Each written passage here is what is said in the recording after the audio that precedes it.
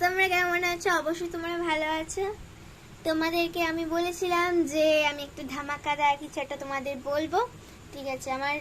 আমার কথা হচ্ছে ভিউয়ার্স। আমার ভিউয়ার্স হয়েছে 902। তোমাদেরকে পোস্ট করেছিলাম, এখন আমার কত হয়েছে না 967 না 68 হয়েছে। আমি মাত্র দেখে তো এলাম, তো ভুলেও গেছি, ঠিক আছে গাইস?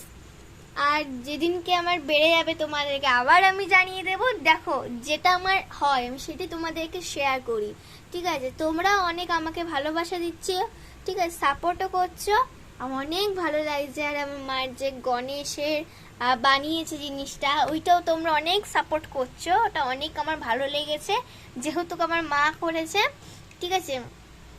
আমার থেকেও আমার মায়ের আঁকা খুবই সুন্দর, ঠিক আছে? আমার মায়ের আদর্শ কাজই খুবই সুন্দর, ঠিক আছে? আর আমি মায়ের মতো করতে পারবো না কোনোদিনও, ঠিক আছে? আর তোমাদেরকে বলছি যে আমার গোপোষণাকে তোমাদের দেখাবো কিছুদিন পরে, কিন্তু আমার গোপোষণাকে দেখাবো, কিন্তু কি বলতো, আমার কিছু কাজের ক্ষেত্রে মুখে দেখাতে পারছি না, ঠিক আছে? আর তোমাদের আমি একদিন দেখাবো গোপোষণাকে, ঠিক আছে?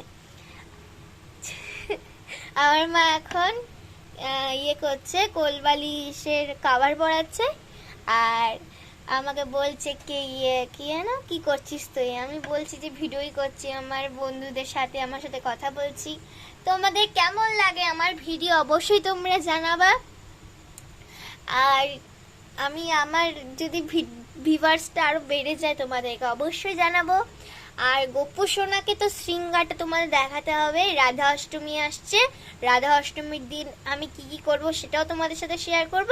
হ্যাঁ, তবে কি করব এইটুকু আমি জানি, মা জানে ব্যাপারটা পুরো, ঠিক আছে? আমি যেইটুকু জানি হলো গোপোষণার জন্য ভালো একটা জামা কিনতে হবে, তারপরে মুকুট বা পাগড়ি যা ইচ্ছে কিনবে মাই জানে, ঠিক আছে? আর তারপরে মধু আছে আমাদের বাড়িতে, মধু দিয়ে ওকে স্নান করানো হবে, যদি দই কেনা হয় তো দই কেনা হবে, আর মাখন দেবে গোপোষণাকে, আর সুন্দর শৃঙ্গার করবে ওকে, ঠিক আছে?